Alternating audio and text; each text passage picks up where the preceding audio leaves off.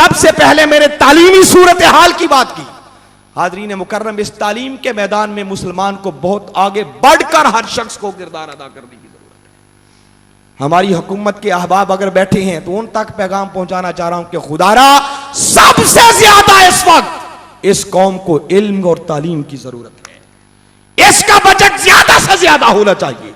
तालीमी निसाब को बदला जाए, ऐसा तालीमी निसाब बनाया जाए कि जिसको पढ़कर जब नौजवान फारिग हो तो वो बाकिरदार मुसलमान भी हो, और बाकिरदार मुसलमान होने के साथ साथ वो एक अजीम साइंसदान भी हो, एक अजीम डॉक्टर भी हो, एक अजीम इंजीनियर भी हो, एक बहुत बड़ा मुहक्किक और रिसर्च करने वाला भी। प्राइवेट सेक्टर में काम करने वाले बहुत सारे लोग आज मजमे में मौजूद होंगे। हमने स्कूलों को महज बिजनेस बना रखा है। अरे इस इल्म को, इस तालीम के मैदान को बिजनेस ना बनाओ। अपने अपने तालीमी माहौल के अंदर, स्कूल्स के अंदर इस तालीमी निजाम को बेहतर बनाओ। कौम को शऊर दो, उनको अखलाक का दर्स दो, और ऐसी तालीम से दो चार करो कि आने वाले दौर के अंदर पैदा होने वाला हर मुसलमान, जहां बाकिरदार मुसलमान हो, वो अजीम साइंसदान भी बन जाए। इस एजुकेशन के निजाम को बेहतर करने की जरूरत, ये सबसे बड़ा जिहाद है।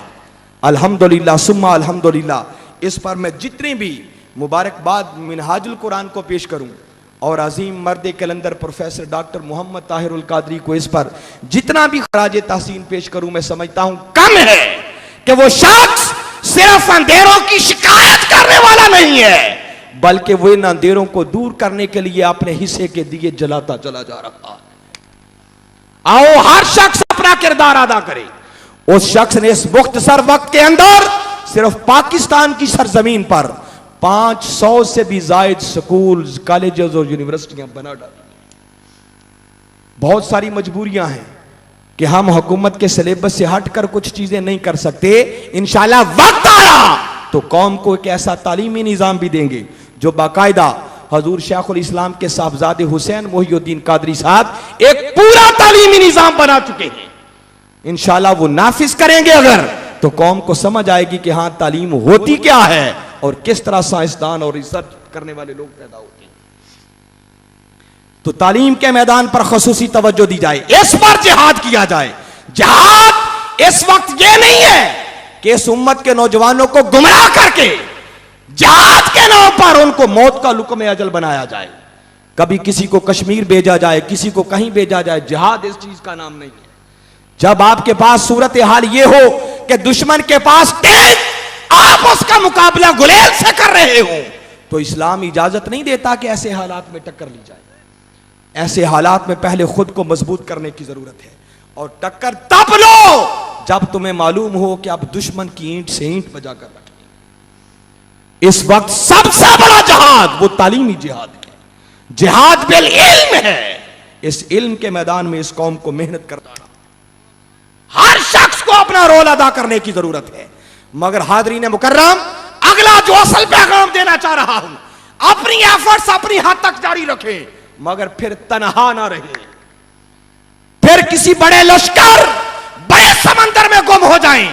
ऐसी जमात, ऐसा इनकिलाबी रहनुमा, ऐसी क़यादत तलाश करें कि जो इस दौर के अंदर भी आलम इस्लाम के गलबे की बात करती हो। क्योंकि तन्हा रहोगे तो कभी मंजिल नहीं मिलेगी। एफर्ट्स करो, कोशिश करो, हर शख्स किरदार अदा करे, मगर तन्हा नहीं। वो इकबाल ही ने फिर कहा है ना कि फर्द कायम रब्ते मिल्लत से है, तन्हा कुछ नहीं। मौज है दरिया में और बैरूने दरिया कुछ नहीं। फिर तन्हा ना रहो, फिर किसी बड़ी क़यादत के साथ जुड़ जाओ। और आप लोगों को खुशखबरी सुनाना चाह रहा हूं कि इन मायूसियों के दौर के अंदर, जहां हर तरफ तारीकी ने अपने डेरे डाल रखे हैं, इस्लाम का नाम लेने वाला मायूस नजर आता है। इन मायूसियों के दौर के अंदर अल्लाह रब्बुल इज्जत का अगर करोड़ मर्तबा भी शुक्र अदा करें तो समझता हूं कम है कि अल्लाह रब्बुल इज्जत ने मिनहाजुल कुरान और वक्त के मुजद्दिद प्रोफेसर डॉक्टर मोहम्मद ताहिरुल कादरी की शक्ल में उम्मीद की एक किरण फिर से अदा कर। याद रखो, वो शख्स अपने लिए नहीं जी रहा, उस शख्स की जिंदगी का एक एक लम्हा वो आका की उम्मत की सरबलंदी के लिए बसर हो रहा है, वो आका के इस दीन और मिशन की सरबलंदी के लिए जी रहा है। उस शख्स ने इल्मी फरोग के लिए और कौम को शऊर देने के लिए इस तरफ वो कई कदम बढ़ा चुका है। कई स्कूल्स, कई कॉलेजेस और बाकायदा अपनी इंडिपेंडेंट चार्टर्ड यूनिवर्सिटी, जिसमें 16 फील्ड्स के अंदर बाकायदा मास्टर तक की क्लासें हैं, फिर उसके अंदर पीएचडी तक करवाई जाती है। वो कई स्टेप्स इस फील्ड में ले चुका है ताकि कौम को एक अच्छा तालीमी निजाम भी दिया जाए। इसकी इक्तिसादी सूरत हाल को बेहतर बनाने के लिए बहुत सारी तजावीज दे चुके हैं। खुद उनके साहबजादे साहबजादा मोहिउद्दीन कई हुसैन मोहिउद्दीन साहब, वो कई फील्ड्स के अंदर, शुगर के फील्ड के अंदर और सनतों के अंदर भी बाकायदा बुकलेट्स की शक्ल में किताबें लिख लेकर हुकूमत को भिजवा चुके हैं कि आओ अपनी इस इकोनॉमी को इस फील्ड में बेहतर करना चाहती हो तो उसके लिए बेहतरीन हल क्या है। वो आप पढ़ेंगे, अहले इल्म लोग, इन फील्ड से ताल्लुक रखने वाले, स्टॉल पर यकीनन ये सारी चीजें मौजूद होंगी। वो आप लेके जाइए, पढ़ें, आपकी आंखें खुल जाएंगी कि मिनहाजुल कुरान इस वक्त भी खामोशी से नहीं बैठा हुआ कि हुकूमत में हो तो बात करें, उसके वक्त खामोश हो जाए। नहीं, वक्त के मुजद्दिद डॉक्टर मोहम्मद ताहिरुल कादरी हर लम्हे इस कौम को अपनी रहनुमाई से नवाज रहे हैं, मगर जरूरत इस अमर किया है कोई की अमल करने वाला हो। फिर हाजरीन मुकर्रम, वो मर्दे कलंदर इस मुख्तसर वक्त के अंदर जरा चश्मे तसव्वुर में लाए कि 100 के लगभग मुमालिक के अंदर वो शख्स अपना तंजीमी नेटवर्क कायम कर चुका है। 40 के लगभग वो मुमालिक हैं जहां अज़ीमुश्शान इस्लामिक सेंटर से हैं। आप डेनमार्क चले जाएं, नॉर्वे चले जाएं, फ्रांस चले जाएं, जर्मनी चले जाएं, स्वीडन में जाएं, यूनान चले जाएं, स्पेन में जाएं, इटली में जाएं, तनहा एक यूके के अंदर 12 शहरों के अंदर अज़ीमुश्शान इस्लामिक सेंटर थे। लंदन मरकज पर खुद रहा हूं, वहां एक इस्लामिक सेंटर जो है वो बहुत बड़ा सिनेमा हॉल खरीद कर बनाया गया है। फिर लंदन के अंदर, वॉल्सॉल के अंदर, बर्मिंघम के अंदर, मैनचेस्टर के अंदर, नेल्सन के अंदर, ब्रैडफोर्ड के अंदर, ग्लासगो के अंदर, डंडी के अंदर, एक एक मुल्क में इतने अज़ीमुश्शान इस्लामिक सेंटर्स हैं।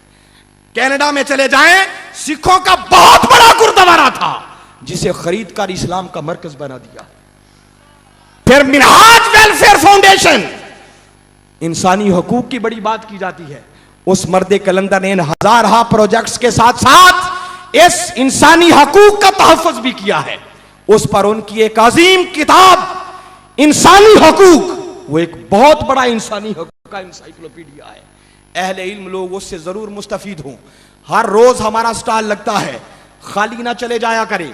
ईद का मौका है, बड़े बड़े तोहफे आप अपने घर वालों के लिए लेके जाएंगे, मगर सबसे बड़ा तोहफा वो तोहफा है कि ऐसी चीज लेकर जाएं जिससे आपकी औलाद, आपकी बीवियां, आपकी बहनें, आपके खानदान के लोग उसे पढ़ें और सुने तो उन्हें समझ आए कि इस वक्त आलम इस्लाम की सूरत हाल क्या है और हम इस जवाल से किस तरह बाहर निकल सकते हैं। इसको पढ़ना हो तो कायदे मोहतरम की तसनीफ करदा किताबें लेके जाए। हर शख्स खाली ना जाए, कोई ना कोई किताब लेकर जाए, कोई खिताब लेकर जाए, खुद सुने, औरों को सुनवाएं।